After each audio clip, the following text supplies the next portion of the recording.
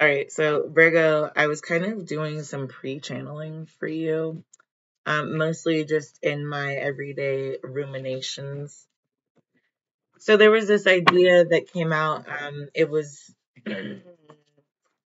not such a popular idea, but it's the idea of interpretive understanding, right? So when we think about visual learners, tactile learners, or um, olfactory learners, or whatever sensory system you'd like to choose, okay? There's a difference between you and everyone else. And I don't think that a lot of people understand Virgo. You guys are, well, I'm saying you guys as if I'm not somewhat Virgo in my chart as well. Right. The magic that a Virgo can pick up on, catch, um, reciprocate, reiterate, obliterate, uh, sympathize, empathize, annihilate, all of those things are part of the magic of being a Virgo. Okay. There's a song by Kiki Palmer that you should go listen to. It's called Virgo Tendencies. And it very much explains the emotional outlook of a Virgo. Okay. Not the physical. I do want to reiterate that again. There's a physical body aspect of this.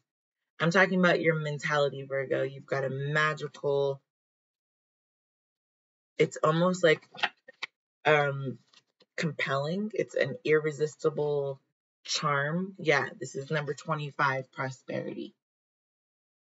That's you, like you're able to open the chest. It's like chess, not checkers. You have like the heart, the keys to the heart, the chest space of whoever you want or whoever you desire, right? And that's pretty typical for a Virgo. There's something about you being asked to use that in a very specific way, and it's going to be in order for people, humans, to open their minds towards. This is the King of Unicorns. Magic prosperity of this King of Unicorns is going to lead to blessings. This is number 3. Coming out in the top of the read right here, okay?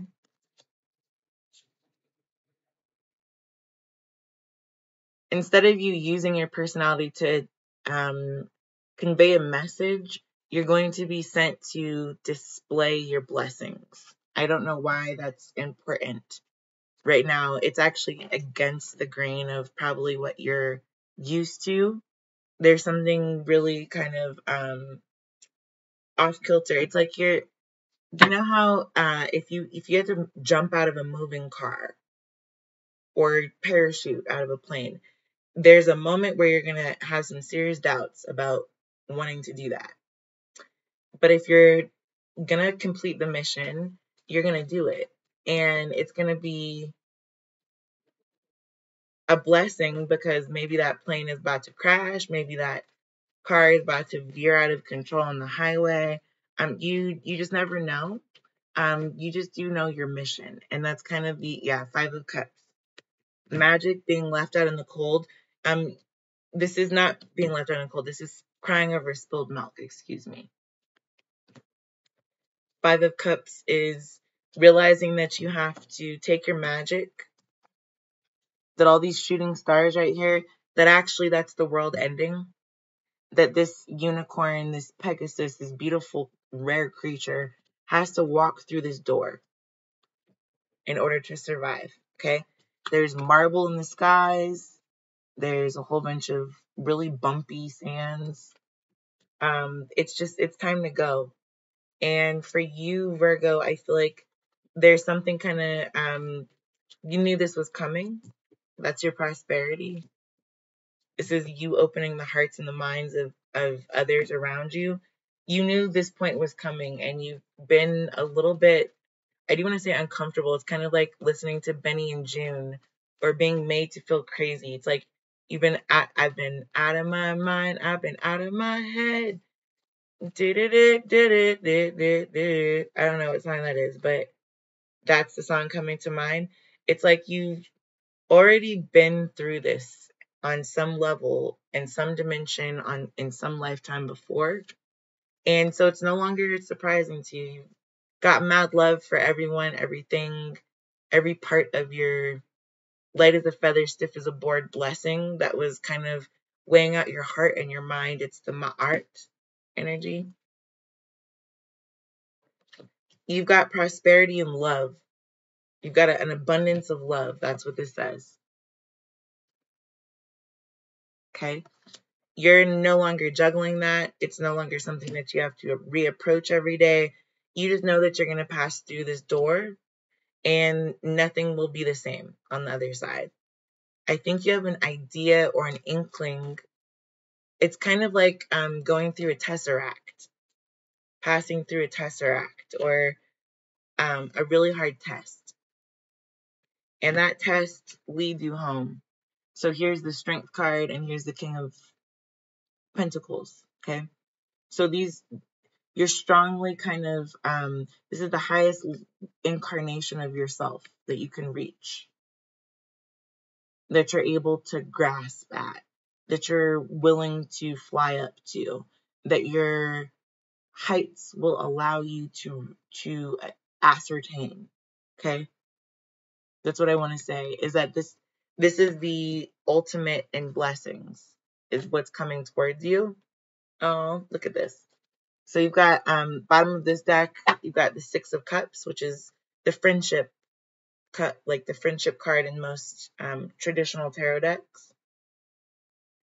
And then you've also got these blessings. So you've got an influx of people. I don't want to say animals, wildlife, like trees, plants, rocks, minerals, vitamins, nutrients. It's almost like electrolyte water is raining on you right now. That's what this is. You see all the water she's sitting inside right now with all these cups, and all she has to do is pick up all the cups, and even if it's just one at a time, throwing one starfish back into the sea, she's gonna go fill up the cups, and then she has enough to share with everybody. She can share all the water with as many people as she wants to share it with.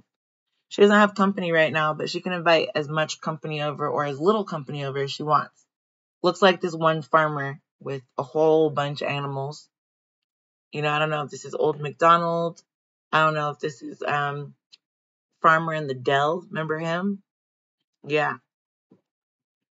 This could be so many different ways of looking at things, but I see enough water here and enough peace of mind that this woman has held space for in her own domain to retrieve and deliver kind of as much nutrients to others as she possibly can.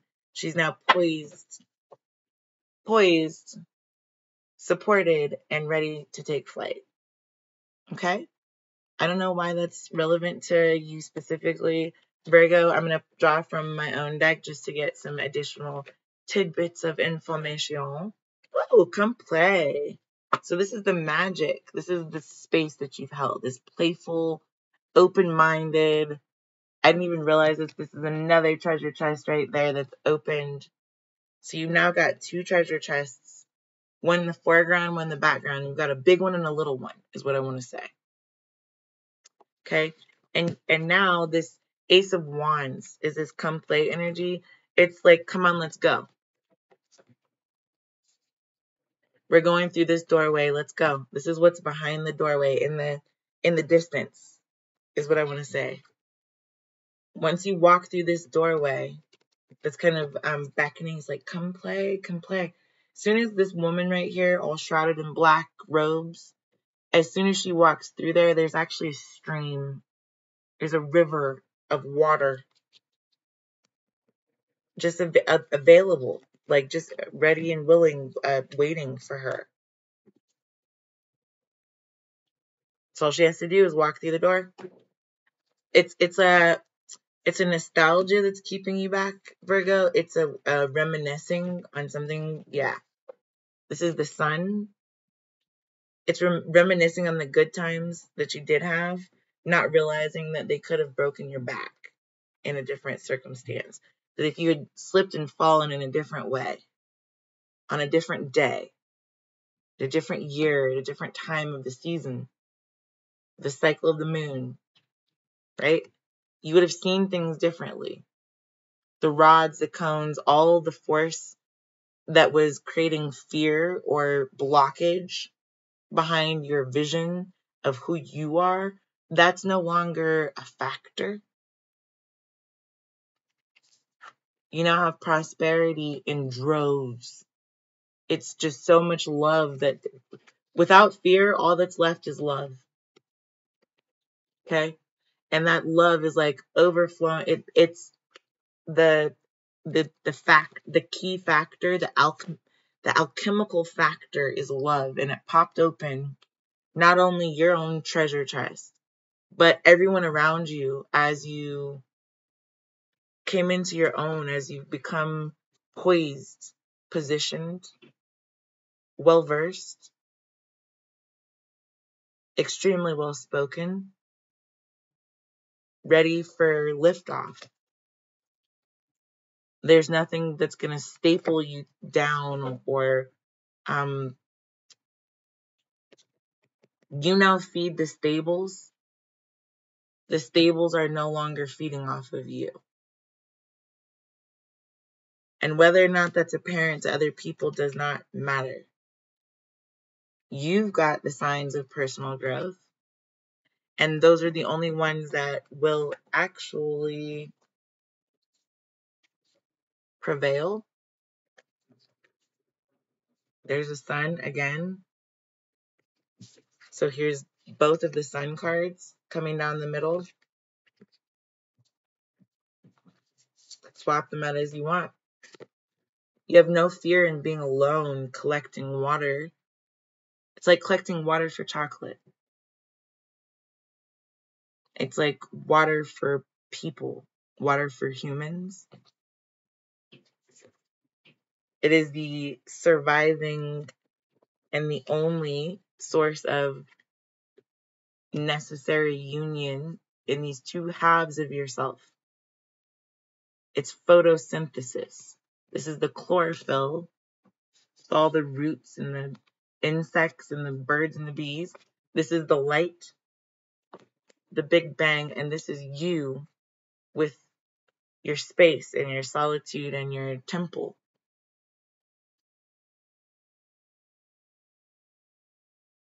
You're in your humble abode.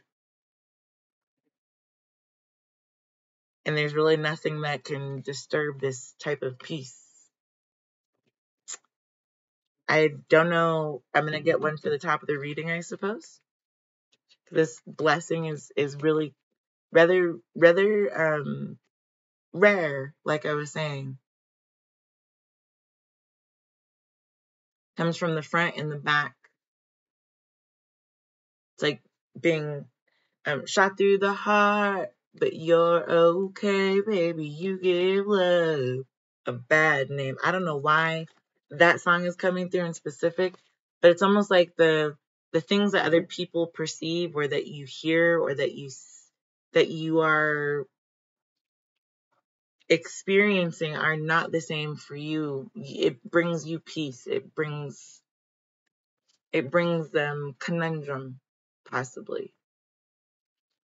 It's almost like I'm seeing the mass exodus of animals during like right before a tsunami or a hurricane or a tornado, some natural disaster that the animals can sense it. It's their sixth sense to know when there's some huge predator on its way or when there's some huge threat to livelihood, to evolutionary survival.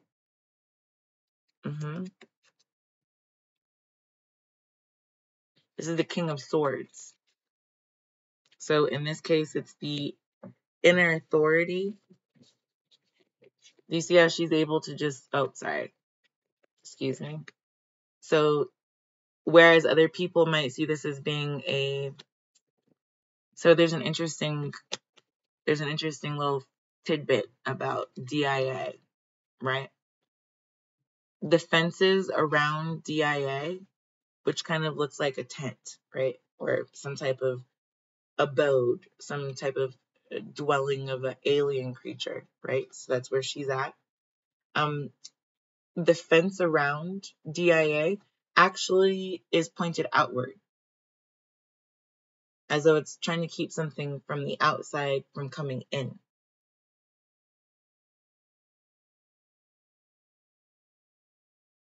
I think I read that that's some places, and then other places it's kind of like a regular prison yard where the fence, obviously they don't want you to be able to climb it.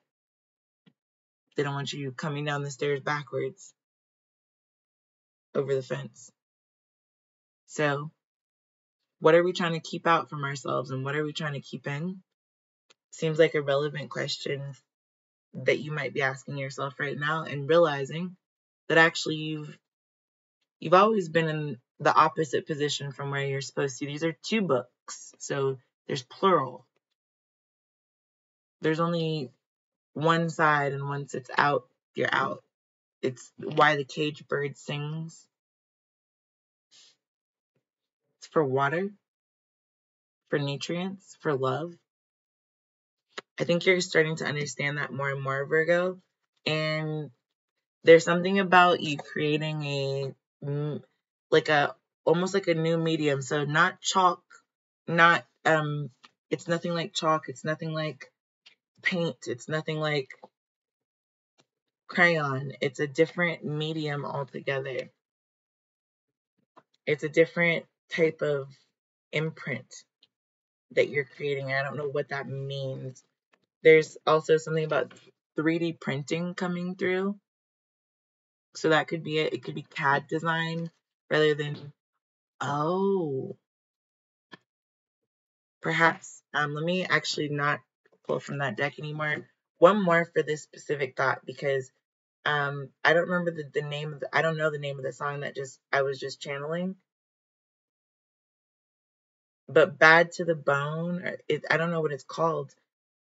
I'm gonna have to rewatch this and then look it up using like Kazam or something, or Kazaa, whatever that app is.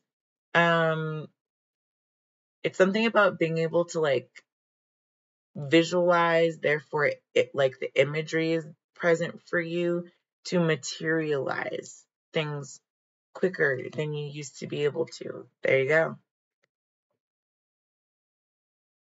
It's like out of pure air, or through as many like, yeah, that's what I'm saying. It's like you're able to like kind of see the bird's eye perspective over at least half of the world at one time. So it's obviously as much as the eye can see from a frontal. This was like your eye, your actual eyeball, right? This is the front part of it that is outside of your socket, and you're staring directly at the prize. There's the idea. You've got eyesight on the big idea, and the big idea has eyesight on you. So if I could insert like the X-Files, is it the X-Files theme song? Do do do do do do do. I don't think that's X-Files. I think that's the other one. Whatever. You understand what I'm saying? There's some strange viewerships of self. There's some signs of personal growth that are not only being seen by the bad and the bougie, they're also being seen by those who you would never expect to be looking at the skies in the first place. And then they're also being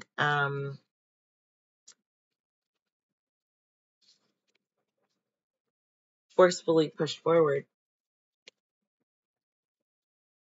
It's very nondescript situation with you right now, Virgo. It's a little bit, I